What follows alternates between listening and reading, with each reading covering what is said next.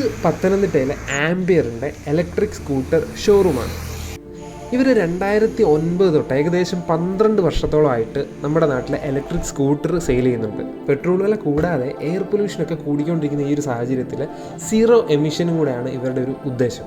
ആദ്യമൊക്കെ ഇറങ്ങിക്കൊണ്ടിരുന്ന electric scooters എന്ന് പറയുമ്പോൾ വളരെ സ്കെൽട്ടായിട്ടുള്ളൊരു ബോഡിയും ചിലർക്കൊക്കെ അത് ഉപയോഗിക്കാനുള്ളൊരു നാണംകേടൊക്കെ ഉണ്ടായിരുന്നു. പക്ഷേ ഇപ്പോൾ ഇറങ്ങുന്ന ഇലക്ട്രിക് സ്കൂട്ടേഴ്സിനൊക്കെ നോർമൽ ഒരു പെട്രോൾ സ്കൂട്ടേഴ്സിൻ്റെ പോലത്തെ ഡിസൈനും വലുപ്പവും ഒക്കെ തന്നെയാണ് കൊടുത്തിരിക്കുന്നത്. നമ്മുടെ ഇപ്പോഴത്തെ പെട്രോൾ സ്കൂട്ടേഴ്സിനൊക്കെ കിട്ടുന്ന മൈലേജ് അവർ പറയുന്നത് 60-70 ഒക്കെയാണ് പറയുന്നത്. പക്ഷേ ഇന്നേ വരെ ഞാൻ അങ്ങനെ ഒരു വണ്ടി ഓടിച്ചിട്ടില്ല. ഇവിടെ കഴിഞ്ഞ വർഷം ഒരു വണ്ടി എടുത്തു, 65 km/ലിറ്ററാണ് അവർ മൈലേജ് പറഞ്ഞിരുന്നത്. എനിക്ക് അതിൽ 45 പോലും കിട്ടിയിട്ടില്ല. അവിടെ ചെന്ന് കംപ്ലയിൻറ്റ് ചെയ്തപ്പോൾ അവർ പറഞ്ഞ് ഫസ്റ്റ് സർവീസ് കഴിയട്ടെന്നാണ്. ഫസ്റ്റ് സർവീസ് കഴിഞ്ഞു, വീണ്ടും കംപ്ലയിൻറ്റ് ചെയ്തു. സെക്കൻഡ് സർവീസ് കഴിഞ്ഞു, വീണ്ടും കംപ്ലയിൻറ്റ് ചെയ്തു. പിന്നെ ഞാൻ കംപ്ലയിൻറ്റ് ചെയ്യാൻ പോയില്ല, കാരണം ഒരു പ്രയോജനമില്ലെന്ന് എനിക്ക് മനസ്സിലായി. നിങ്ങൾ 65 മൈലേജ് പറയുന്നുണ്ടെങ്കിൽ പോട്ട് 65 തരണ്ട, 60 പോട്ട് ഒരു 55-50 പോലും കിട്ടുന്നില്ലെങ്കിൽ പിന്നെ എങ്ങനെയാണ് നമ്മളൊക്കെ വണ്ടി ഉപയോഗിക്കുന്നത്? പിന്നെ വേറെ വഴിയില്ലാത്തതുകൊണ്ട് നമ്മളത് ഉപയോഗിക്കുക, അല്ലാതെ ഇപ്പോൾ എന്ത് ചെയ്യാനാണ്? ഈ 103 രൂപ പെട്രോൾ വിലയുള്ള സമയത്ത് നമ്മൾ 35-40 കിലോമീറ്റർ മൈലേജ് ഉള്ള വണ്ടി ഉപയോഗിക്കുക എന്ന് പറയുന്നത് വളരെ കഷ്ടമുള്ള കാര്യമാണ്. അതുകൊണ്ട് ഈ ഒരു വർഷം കൊണ്ട് മിക്ക കമ്പനീസും ഇലക്ട്രിക് സ്കൂട്ടേഴ്സ് ലോഞ്ച് ചെയ്ത് തുടങ്ങിയിട്ടുണ്ട്. അതേസമയം ഈ ആംബിയർ എന്ന് പറയുന്ന കമ്പനി 12 വർഷമായിട്ട് ഇലക്ട്രിക് സ്കൂട്ടേഴ്സ് നിർമ്മിച്ചുകൊണ്ടിരിക്കുന്ന ഒരു കമ്പനിയാണ്. അപ്പോൾ അവരുടെ ചില സ്കൂട്ടേഴ്സും അതിൻ്റെ കുറച്ച് മോഡൽസും ഒക്കെയാണ് നമ്മൾ ഇന്ന് പരിചയപ്പെടുത്താനായിട്ട് പോകുന്നത്. ഇവർക്ക് ലൈസൻസും രജിസ്ട്രേഷനും ഒന്നും വേണ്ടാത്ത ലോ സ്പീഡായിട്ടുള്ള സ്കൂട്ടേഴ്സ് ഉണ്ട്. അതേസമയം നോർമൽ സ്കൂട്ടേഴ്സ് പോലെ തന്നെ യൂസ് ചെയ്യേണ്ട, അതായത് രജിസ്ട്രേഷനും ലൈസൻസും ഒക്കെ വേണ്ടുന്ന സ്കൂട്ടേഴ്സും ഉണ്ട്. അപ്പം ഈ 2 മോഡൽസാണ് നമുക്ക് ലൈസൻസ് യൂസ് ചെയ്യാതെ അല്ലെങ്കിൽ രജിസ്ട്രേഷൻ വേണ്ടാത്തതായിട്ടുള്ള 2 മോഡൽ. അതായത് റിയോ പ്ലസും മാഗ്നസ് 60. നമ്മുടെ മാഗ്നസിൻ്റെ തന്നെ ഒരു അനുജനായിട്ട് തന്നെ വരും മാഗ്നസ് 60 എന്ന് പറയുന്നത്. നമ്മുടെ മാഗ്നസ് 60 നോക്കിക്കഴിഞ്ഞാൽ വളരെ മികച്ചൊരു ഡിസൈനാണ് വന്നിരിക്കുന്നത്. അതിൻ്റെ താഴെയായിട്ട് കൊടുത്തിരിക്കുന്ന ലൈറ്റ്സും ഇൻഡിക്കേറ്റേഴ്സും പിന്നെ ക്രോം ഫിനിഷും, അതുപോലെ തന്നെ ഹെഡ്ലൈറ്റിലോട്ട് നോക്കിക്കഴിഞ്ഞാൽ നല്ലൊരു വൈഡ് ഏരിയയിൽ കൊടുത്തിരിക്കുന്ന ഒരു ഹെഡ്ലൈറ്റും നല്ലൊരു സൂപ്പർ അലോയ് ഡിസൈനും ഒക്കെ കൊണ്ടാണ് നമ്മുടെ മാഗ്നസ് 60 വന്നിരിക്കുന്നത്. ഒറ്റ നോട്ടത്തിൽ നമ്മൾ ഈ വണ്ടി കണ്ടു കഴിഞ്ഞാൽ ഒരു ഹോണ്ടയുടെ ഏവിയേറ്ററിൻ്റെ ലുക്കൊക്കെയാണ് എനിക്ക് ഫീൽ ചെയ്യുന്നത്. ഫ്രണ്ടിൽ അത്യാവശ്യം ഭേദമായൊരു സ്റ്റോറേജ് സ്പേസ് ഒക്കെ കൊടുത്തിട്ടുണ്ട്, അതുപോലെ തന്നെ ഹുക്കും കാര്യങ്ങളൊക്കെ വരുന്നുണ്ട്. പിന്നീട് ഡിക്കി നോക്കിക്കഴിഞ്ഞാൽ വളരെ സ്പേഷ്യസ് ആയിട്ടുള്ളൊരു സ്റ്റോറേജാണ് അവിടെ വന്നിരിക്കുന്നത്. നോർമൽ ഫുൾ കവർ ഹെൽമെറ്റൊക്കെ സുഖമായിട്ട് അതിൽ വെക്കാനായിട്ട് പറ്റും. പിന്നീട് കൺട്രോളിങ് സ്വിച്ചസ് ഒക്കെ നോക്കിക്കഴിഞ്ഞാൽ ഹോണ്, ഇൻഡിക്കേറ്റേഴ്സ്, അതുപോലെ ഡിമ്മ് ബ്രൈറ്റിനുള്ള സ്വിച്ച്. റൈറ്റ് സൈഡിലാണെങ്കിൽ പവർ ഓണും ഹെഡ്ലൈറ്റിൻ്റെ സ്വിച്ചുമാണ് കൊടുത്തിരിക്കുന്നത്. പിന്നീട് ഡിസ്പ്ലേ നോക്കിക്കഴിഞ്ഞാൽ അധികം സ്പെസിഫിക്കേഷൻ ഒന്നും വരുന്നില്ല. നോർമൽ നമ്മുടെ km/h പിന്നെ ഓഡോമീറ്ററും, അതുപോലെ തന്നെ ഫ്യൂവൽ ലെവൽ കാണിക്കാനായിട്ട് പൈച്ചാട്ട് പോലത്തെ ഒരു ഡിസൈനുമാണ് കൊടുത്തിരിക്കുന്നത്. പിന്നീട് ഈ ഒരു കളറിൽ മാത്രമല്ല മാഗ്നസ് 60 ലഭ്യമാകുന്നത്, വൈറ്റും റെഡും ബ്ലാക്കും അതുപോലെ പല കളർ വേരിയൻസിൽ ഇത് ലഭ്യമാണ്. എനിക്കിതിൻ്റെ വൈറ്റ് കളർ വളരെ നന്നായിട്ട് ഇഷ്ടപ്പെട്ടിട്ടുണ്ട്, കാരണം നല്ലൊരു ഫിനിഷിങ് നമുക്ക് ഫീൽ ചെയ്യും വൈറ്റ് കളർ വന്നുകൊണ്ട് തന്നെ. അതുപോലെ തന്നെ അലോയിൻ്റെ ഡിസൈനൊക്കെ വൈറ്റ് കളറുമായിട്ട് നല്ല രീതിയിൽ മാച്ചിങ് ആണ്. ഇതിന് 8 to 10 hours ആണ് ചാർജിങ് ടൈം പറഞ്ഞിരിക്കുന്നത്. അത് ഭാവിയിൽ അവർ ഇമ്പ്രൂവ് ചെയ്യുമെന്ന് പ്രതീക്ഷിക്കുന്നു. മാഗ്നസ് 60ക്ക് 94 kilograms ആണ് ഇതിൻ്റെ വെയിറ്റ് പറഞ്ഞിരിക്കുന്നത്. അതുപോലെ തന്നെ 150 kilograms വരെയാണ് ഇതിൻ്റെ കപ്പാസിറ്റി അവർ പറയുന്നത്. അപ്പോൾ അത്യാവശ്യം 2 പേർക്ക് കുഴപ്പമില്ലാതെ യാത്ര ചെയ്യാനായിട്ട് സാധിക്കും. മെക്കാനിക്കൽ ഡ്രം ബ്രേക്സ് ആണ് ഇതിന് കൊടുത്തിരിക്കുന്നത്. അതുപോലെ തന്നെ സസ്പെൻഷൻ നോക്കിക്കഴിഞ്ഞാൽ ഫ്രണ്ട് സൈഡിൽ ടെലിസ്കോപ്പിക് സസ്പെൻഷനാണ് വന്നിരിക്കുന്നത്. ബാക്കിൽ നോർമൽ കോയിൽ സ്പ്രിംഗ് സസ്പെൻഷനാണ് കൊടുത്തിരിക്കുന്നത്. ഇതിൻ്റെ ഗ്രൗണ്ട് ക്ലിയറൻസ് പറയുകയാണെന്നുണ്ടെങ്കിൽ 105 mm ആണ് ഇതിൻ്റെ ഗ്രൗണ്ട് ക്ലിയറൻസ് വന്നിരിക്കുന്നത്. നമ്മുടെ മാഗ്നസ് 60ൽ യൂസ് ചെയ്തിരിക്കുന്നത് 60 വോൾട്ട് ബാറ്ററിയാണ്. അതുപോലെ തന്നെ നമ്മുടെ റിയോയിൽ യൂസ് ചെയ്തിരിക്കുന്നത് 48 വോൾട്ട് ബാറ്ററീസാണ് യൂസ് ചെയ്തിരിക്കുന്നത്. അതുകൊണ്ട് തന്നെ നമുക്ക് കുറച്ചുകൂടെ മൈലേജ് റിയോ അപേക്ഷിച്ച് നോക്കുമ്പോൾ നമ്മുടെ മാഗ്നസ് 60ക്കാണ് കുറച്ചുകൂടെ മൈലേജ് കിട്ടുന്നത്. ഏകദേശം ഒരു 70-80 കിലോമീറ്റേഴ്സ് നമുക്ക് ഒരു ഫുൾ ചാർജിൽ നമുക്കിതിൽ കിട്ടുന്നതായിരിക്കും. അതേസമയം നമ്മുടെ റിയോ നോക്കുകയാണെന്നുണ്ടെങ്കിൽ നമുക്കൊരു 50-60 റേഞ്ചാണ് നമ്മുടെ ഇതിൻ്റെ ഫുൾ ചാർജിലെ മൈലേജ് എന്ന് പറയുന്നത്. അടുത്തതായിട്ട് നമ്മുടെ ആംബിയറിൻ്റെ റിയോ നോക്കുകയാണെന്നുണ്ടെങ്കിൽ നല്ല കളർഫുള്ളും വളരെ സ്റ്റൈലിഷുമായിട്ടുള്ളൊരു ഡിസൈനൊക്കെ കൊണ്ടാണ് ആംബിയറിൻ്റെ റിയോ സ്കൂട്ടേഴ്സ് വരുന്നത്. ഈ സ്കൂട്ടറിനും മാഗ്നസ് 60യെ പോലെ തന്നെ ലൈസൻസും രജിസ്ട്രേഷനൊന്നും ആവശ്യമില്ലാത്തതാണ്. അതുപോലെ തന്നെ കമ്പാരിറ്റീവ്ലി വളരെ വെയിറ്റ് കുറച്ചാണ് ഇത് മാനുഫാക്ചർ ചെയ്തിരിക്കുന്നത്. 68 kilograms മാത്രമേ ഇതിന് ഭാരം വരുന്നുള്ളൂ. അതേസമയം മാഗ്നസ് 60ൽ 150 kilograms വരെ കപ്പാസിറ്റി ഉണ്ടായിരുന്നെങ്കിൽ റിയോയിൽ 120 kilograms വരെ സാധിക്കുകയുള്ളൂ. അതുകൊണ്ട് തന്നെ 2 പേരെ വെച്ചുള്ള യാത്ര കുറച്ച് ബുദ്ധിമുട്ടായിരിക്കും. ലൈസൻസ് ആവശ്യമില്ലാത്തതും വളരെ സ്ലോ സ്പീഡുള്ള എഞ്ചിൻ ആയതുകൊണ്ട് തന്നെ സ്കൂളിൽ പോകുന്ന കുട്ടികൾക്ക് വളരെയധികം പ്രയോജനമായിട്ടുള്ളൊരു സ്കൂട്ടറാണിത്.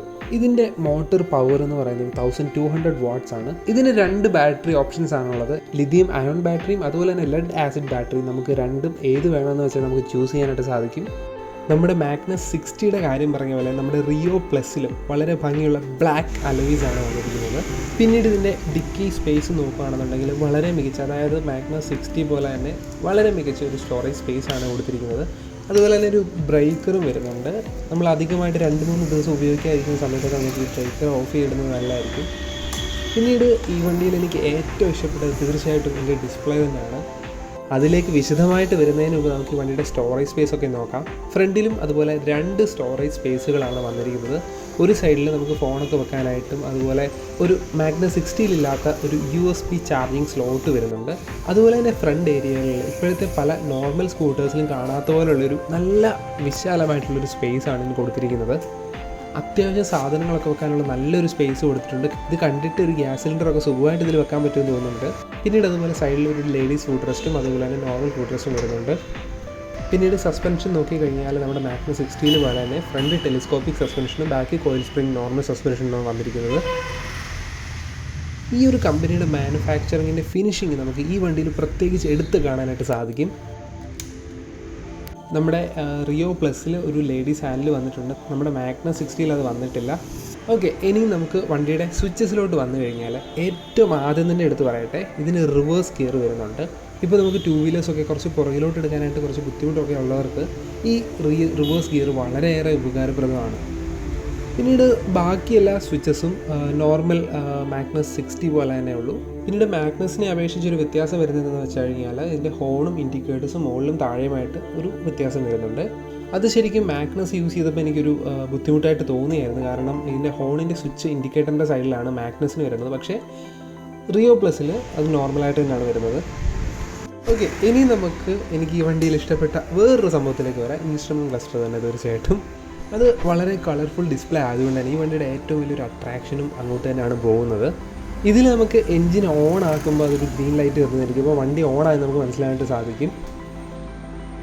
പിന്നീട് ഈ വണ്ടിയുടെ സ്വിച്ചസിൻ്റെ ഡീറ്റെയിൽസൊക്കെ നമ്മുടെ ഡിസ്പ്ലേയിൽ കാണാനായിട്ട് സാധിക്കും. അതുപോലെ തന്നെ നമ്മുടെ റിവേഴ്സിൻ്റെ സ്വിച്ച് അമർത്തുമ്പോഴും അതിൻ്റെ ഡീറ്റെയിൽ നമുക്ക് ഡിസ്പ്ലേയിൽ കാണാനായിട്ട് പറ്റും.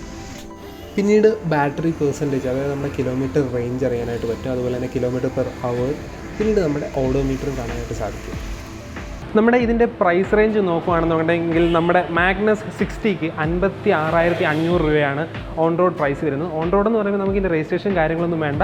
നമ്മൾ വണ്ടി ഒരു നോർമൽ ഒരു രജിസ്ട്രേഷൻ വേണ്ടാത്ത വാഹനം വാങ്ങിക്കുന്ന പോലെ നമ്മൾ മേടിച്ചുകൊണ്ട് പോവാണ്. രജിസ്ട്രേഷനോ കാര്യങ്ങളോ ഒന്നും വേണ്ട. അതുപോലെ തന്നെ നമ്മുടെ റിയോ നോക്കുകയാണെന്നുണ്ടെങ്കിൽ 67,500 രൂപയാണ് റിയോയ്ക്ക് വരുന്നത്. നമ്മുടെ കൂടുതൽ മൈലേജ് കിട്ടുന്നത് മാഗ്നസിനാണെങ്കിലും കുറച്ചുകൂടെ ഫീച്ചേഴ്സും കാര്യങ്ങളും എല്ലാം ഉള്ളത് റിയോയ്ക്കാണ്. അതുകൊണ്ട് തന്നെയാണ് ഈ പ്രൈസ് കുറച്ച് കൂടി നിൽക്കുന്നത്. വൈകാതെ തന്നെ നമ്മൾ മാഗ്നസ് പ്രോയുടെയും റിവ്യൂ ചെയ്യുന്നതായിരിക്കും. മാഗ്നസ് പ്രോയുടെയും പിന്നെ ഈ അപ്ഡേറ്റഡ് ആയിട്ടുള്ള മാഗ്നസിൻ്റെ വ്യത്യാസം എന്താണെന്ന് വെച്ച് കഴിഞ്ഞാൽ ഇതിൻ്റെ ഇൻസ്ട്രുമെൻറ്റ് ക്ലസ്റ്റർ നോക്കിക്കഴിഞ്ഞാൽ അതിനകത്ത് എഞ്ചിൻ സ്റ്റാർട്ട് ആയോ ഇല്ലയോ എന്ന് നമുക്ക് അറിയാനായിട്ട് സാധിക്കും. അതുപോലെ തന്നെ നമ്മുടെ ലൈറ്റ് ഓൺ ഇൻഡിക്കേറ്റർ സ്വിച്ചും ഇതിൽ കാണാനായിട്ട് സാധിക്കുന്നുണ്ട്. നമ്മുടെ നേരത്തെയുള്ള മാഗ്നസ് പ്രോയിൽ അതില്ലായിരുന്നു. നമുക്കിനി വണ്ടിയുടെ കൂടുതൽ കാര്യങ്ങൾ അറിയാനായിട്ട് നമ്മുടെ ഈ ആംബിയർ ഷോറൂമിൻ്റെ ഓണറായ ചെറിയാൻ അങ്കിളിനെ നമ്മൾ ജസ്റ്റ് വീഡിയോയിലോട്ടൊന്ന് വിളിക്കുകയാണ്. ഓക്കെ, അപ്പോൾ നമ്മൾ നമ്മുടെ ഇലക്ട്രിക് സ്കൂട്ടേഴ്സിൻ്റെ ഷോറൂമായ, അതായത് പത്തനംതിട്ട ഷോറൂം MK മോട്ടേഴ്സിൻ്റെ ഷോറൂമിലാണ് നമ്മളിപ്പോൾ വന്നിട്ടുള്ളത്. അപ്പം ഈ ഷോറൂമിൻ്റെ ഓണറാണ്. സാറിനോട് നമ്മൾ വണ്ടിയുടെ കാര്യങ്ങളൊക്കെ നമുക്ക് ചോദിക്കാം. ഇപ്പം ഇലക്ട്രിക് സ്കൂട്ടർ ഇപ്പോൾ ഒത്തിരിയായി നമ്മുടെ നിരത്തിൽ ഇറങ്ങിക്കൊണ്ടിരിക്കുകയാണല്ലോ. അപ്പം പഴയ ഒരു കാലവുമായിട്ട് ഇപ്പം എന്ത് വ്യത്യാസമാണെന്നല്ല, ഏകദേശം ഒരു 10 വർഷം മേളായല്ലോ ഈ സ്കൂട്ടേഴ്സൊക്കെ വന്ന് തുടങ്ങിയിട്ട്. പക്ഷേ ഇപ്പോഴാണ് അധികമായിട്ട് ആളുകൾ എടുക്കാൻ തുടങ്ങിയിട്ടെന്ന് തോന്നുന്നു. അപ്പോൾ അതിനെപ്പറ്റിയുള്ള എന്താണ് തോന്നുന്നത്? ഇലക്ട്രിക് സ്കൂട്ടറിൻ്റെ ഒരു കാലഘട്ടം ആരംഭിച്ചു എന്നുള്ളത് പറയാം. നേരത്തെ പല ലോക്കൽ മാനുഫാക്ചറേഴ്സും ഇത് ചെയ്യുന്നുണ്ടായിരുന്നു. സ്റ്റാൻഡേർഡ് കമ്പനികളിൽ ഇതിൽ വന്നിട്ട് അധികം നാളായിട്ടില്ല. അപ്പം ഞങ്ങളുടെ കമ്പനി എന്ന് പറയുന്നത് ഗ്രീവ്സ് കോട്ടൺ എന്ന് പറയുന്ന കമ്പനിയാണ്. 160 വർഷം പഴക്കമുള്ള കമ്പനിയാണ്. ഇതിൽ സ്കൂട്ടർ ഉണ്ടാക്കാൻ തുടങ്ങിയിട്ട് ഒരു 12 വർഷത്തോളമായി. ഇപ്പോൾ ഇന്ത്യയിലുള്ളതിൽ ബോണോഫൈഡായിട്ട്, അതായത് ജെനുവിൻ മാനുഫാക്ചറർ എന്ന് പറയുന്ന 2-3 കമ്പനികളിൽ ഒരു കമ്പനിയാണ് ഗ്രീവ്സ് എന്ന് പറയുന്നത്. ഗ്രീവ്സ് കോട്ടൺ എന്ന് പറയുന്ന ഇന്ത്യയിലെ ഡീസൽ എൻജിൻ ഉണ്ടാക്കുന്ന, അതുപോലെ തന്നെ പല ഹെവി എക്യുപ്മെൻറ്റ്സ്, റോഡ് റോളേഴ്സ് ഇതൊക്കെ ഉണ്ടാക്കുന്ന കമ്പനിയാണ്. ഒരു വലിയ ഗ്രൂപ്പ് കമ്പനിയാണ്. അപ്പോൾ അവരുടെ ഈ പ്രൊഡക്റ്റ് ഒരു സ്റ്റാൻഡേർഡ് പ്രൊഡക്റ്റാണ്. അപ്പം ഇതിൻ്റെ കൂടുതലും ഇന്ത്യനൈസ് ചെയ്ത പ്രൊഡക്റ്റാണ് മറ്റ് മാനുഫാക്ചറിൽ നിന്ന് വ്യത്യസ്തമാക്കുന്നത്.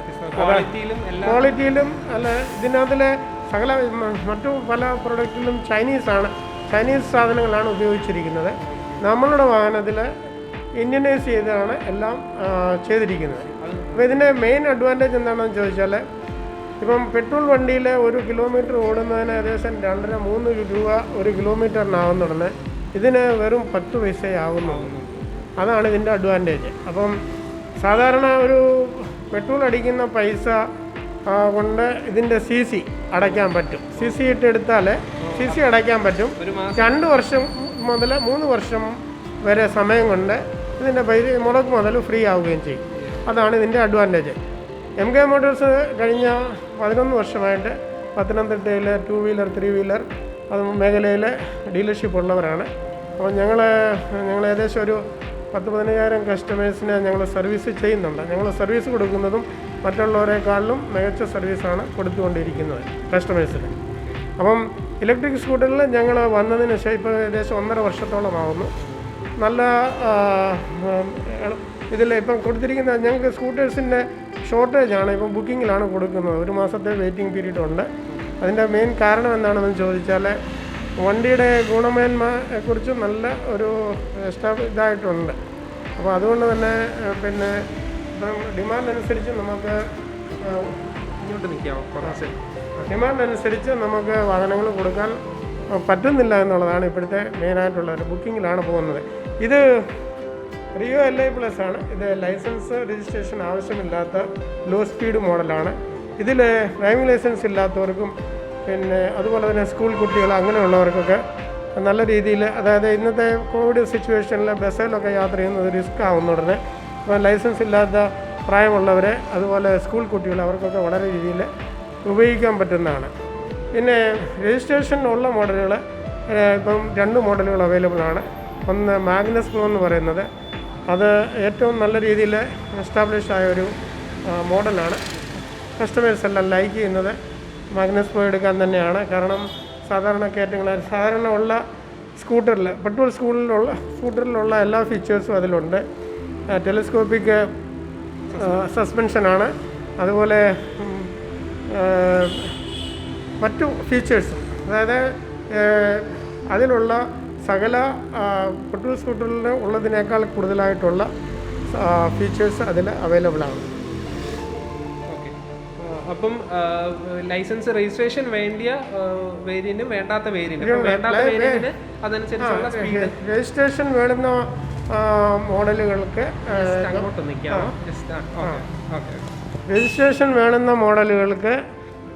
ഗവൺമെൻറ്റിൻ്റെ സബ്സിഡി ഉണ്ട്. ഒരു 27,000 രൂപ വരെ സബ്സിഡി ഉണ്ട്. രജിസ്ട്രേഷൻ വേണ്ടാത്തതിന് ആ സബ്സിഡി ലഭിക്കുന്നില്ല. ടോട്ടൽ പ്രൈസ് ഏകദേശം അല്ല, ഇത് സബ്സിഡിക്ക് മുമ്പ് ഏകദേശം 1,05,000-6,000 ആണ്. അത് കഴിഞ്ഞിട്ട് സബ്സിഡി കഴിഞ്ഞിട്ട് അത്രയും കുറഞ്ഞു കഴിഞ്ഞതിന് ശേഷം റേഞ്ചിൽ കിട്ടും നമുക്കല്ലേ. അപ്പോൾ ഗവൺമെൻറ് അതിൻ്റെതായ സപ്പോർട്ട് കൊടുക്കുന്നുണ്ട്. സെൻട്രൽ ഗവൺമെൻറ്റിൻ്റെ സപ്പോർട്ടുണ്ട്. അപ്പം ഇതൊരു പുതിയ കൺസെപ്റ്റാണ്, ആവശ്യമാണ്. പക്ഷെങ്കിൽ കസ്റ്റമേഴ്സ്, അതായത് പത്തനംതിട്ട പോലുള്ളൊരു സ്ഥലത്ത് ആൾക്കാർക്കൊക്കെ ആദ്യമൊക്കെ വലിയ ഒരു പേടി ഉണ്ടായിരുന്നു. കയറ്റങ്ങളൊക്കെ കയറുമ്പോൾ മലമ്പ്രദേശമാണ്. പക്ഷേ നമ്മൾ കൊടുത്തിട്ടുള്ള എല്ലാ കസ്റ്റമേഴ്സും ഹാപ്പിയാണ്. പെർഫോമൻസ് വളരെ മെച്ചപ്പെട്ടതാണ്. അതുകൊണ്ട് തന്നെ ഇത് നല്ല രീതിയിൽ മുന്നോട്ട് പോകുമെന്നുള്ള കാര്യത്തിൽ നമ്മൾക്കും ആത്മവിശ്വാസമുണ്ട്. ഓക്കെ, അപ്പോൾ താങ്ക് യു സാർ, ഞങ്ങൾക്ക് വേണ്ടി ഇത്രയും സമയം ചിലവഴിച്ചതിന്. നമ്മളിപ്പം മാഗ്നസ് പ്രോയിൻ്റെ റിവ്യൂ നമ്മൾ ചെയ്തിട്ടുണ്ടായിരുന്നു. അപ്പം അതും നമ്മുടെ ഷോറൂമിൽ അവൈലബിൾ ആയിട്ടുള്ള ബാക്കി മോഡൽസ് നമ്മളിപ്പോൾ കാണിച്ചിട്ടുണ്ട്. അപ്പോൾ നമ്മുടെ അടുത്ത വീഡിയോ എന്ന് പറയുന്നത് മാഗ്നസ് പ്രോയുടെ റിവ്യൂ ആയിരിക്കും. അതായത് ഇപ്പോഴത്തെ മാഗ്നസ് രജിസ്ട്രേഷനും ലൈസൻസും ഒക്കെ വേണ്ടുന്ന വണ്ടിയുടെ കയറ്റം കയറുന്ന പെർഫോമൻസും, അതുപോലെ മാക്സിമം എത്ര കിലോമീറ്റർ സ്പീഡിൽ ആ വണ്ടി ക്രോസ് ചെയ്യുന്നുണ്ടെന്നും വണ്ടിയുടെ മൈലേജും കാര്യങ്ങളും എല്ലാ വിവരങ്ങളും ആ വീഡിയോയിൽ നമ്മൾ ടെസ്റ്റ് ചെയ്യുന്നതായിരിക്കും.